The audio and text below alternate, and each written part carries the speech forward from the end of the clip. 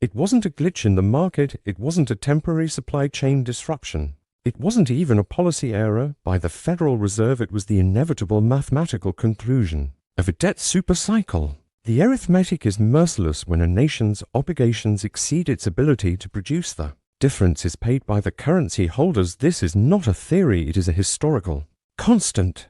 The mechanism is known as financial repression, but in practice it functions as a wealth transfer, a silent siphon moving purchasing power from the saver to the debtor, from the wage earner to the asset owner, from the middle class to the state. The pattern is unmistakable. It appears in the archaeological record as clearly as it appears in a modern balance sheet. To understand why your grocery bill is rising while the stock market hits all-time highs, we must look at the precedent. We must look at three specific empires that walked this path before us. First, the Roman Empire. The year is 64 AD. The Emperor Nero faces a fiscal crisis. The cost of the legions is too high. The cost of the bureaucracy is unsustainable. The treasury is empty. He cannot raise taxes without risking rebellion, so he chooses the invisible tax. He orders the mint to reduce the silver purity of the denarius from 100% to 90%. It seems like a small adjustment, a clever accounting trick, but the incentive structure was set by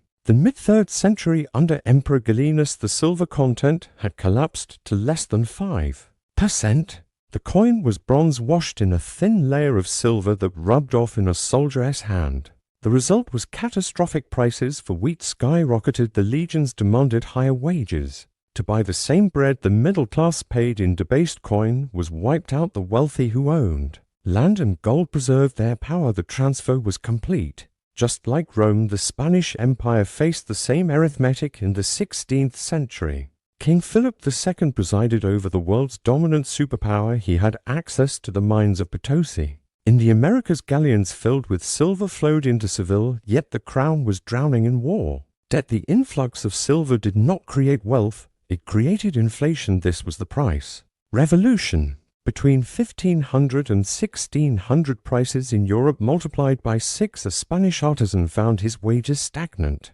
while the cost of living soared. The crown defaulted on its debt in 1557, then again in 1575, and again in 1596. The creditors were haircut, the poor were starved, but the grandees who owned the vast estates saw the nominal value of their land explode. The currency lost value, but the assets repriced. Just like the Spanish Empire, the Weimar Republic provides the most brutal lesson in modern history.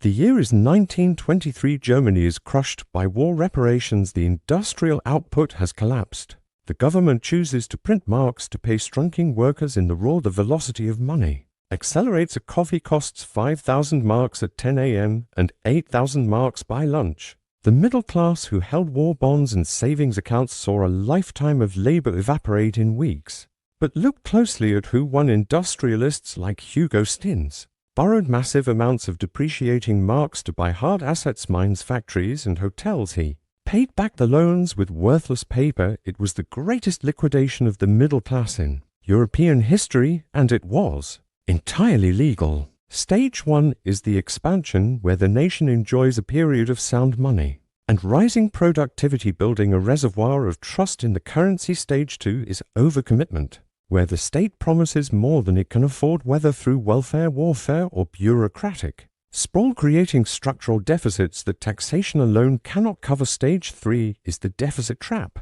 where the government begins borrowing merely to pay the interest on previous debts, entering a spiral where the debt grows faster than the economy. Stage 4 is debasement. This is the pivot point, facing the choice between austerity, which is political suicide, or default, which is geopolitical suicide. The state chooses the third option, inflation. In the modern era, this is not done by clipping coins, but by expanding the central bank's balance sheet and monetizing the debt. Stage 5 is inflation, and denial. Prices begin to rise, but authorities dismiss it as transitory or blame external factors like greedy corporations or supply chains distracting the public from the monetary source. Stage 6 is asset flight. This is the phase we are currently witnessing. Smart capital realizes the currency is being diluted and flees into finite assets. Real estate, equities, farmland, and precious metals detach from economic reality and soar in nominal price. This creates the illusion of a booming market, but in reality it Is the currency collapsing against the value of hard assets, the middle class priced out of ownership becomes a permanent renter class? Stage 7 is the wealth transfer, the real value of wages and savings is transferred to the government to inflate away its debt and to the asset owners, who hold the things that cannot be printed. The current context, just like Weimar Germany current data suggests, the United States has entered the acceleration phase of this cycle. The national debt has surpassed $34 trillion.